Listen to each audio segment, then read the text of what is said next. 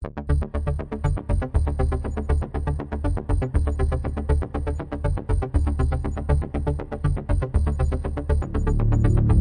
what I follow. Basta Sports, J. Mello.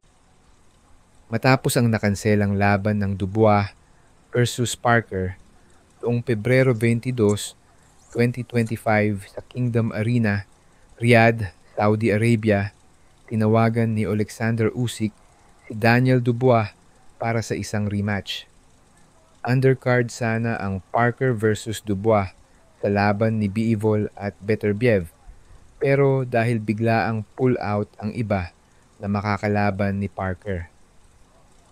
Gusto kong susunod na lumaban kay Dubois, sabi ni Usyk, pinag-isang WBA, WBC, WBO Heavyweight World Champion at ang Ring Magazine title holder.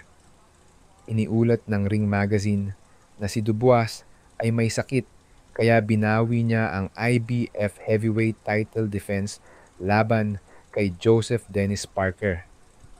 Noong nakaraang Agosto 6, 2023, pinabagsak ni Usyk, kumpay at walang talo si Dubois. Panalo at pagkatalo sa 9th round sa Stadion Wrocław, Poland. Kontrobersyal ang laban dahil sa umano'y beltline punch na nagpabagsak kay Usyk sa 5th round. Si Usyk ang nanalo ng KO. Usyk, I want my revenge. I want my revenge, Usyk. Well done on tonight. Well done on tonight. God bless. I want my revenge for the robbery last time. Let's get it. Let's go. Bulalas ni Dubois pagkatapos ng rematch ng Tyson Fury versus Usyk noong Disyembre 2024. As of this writing, ay wala pang kumpirmasyon kung kailan sila muling magsasagupaan. Kung sakaling manalo si Usyk, panibago na naman itong record bilang 2-time undisputed in heavyweight.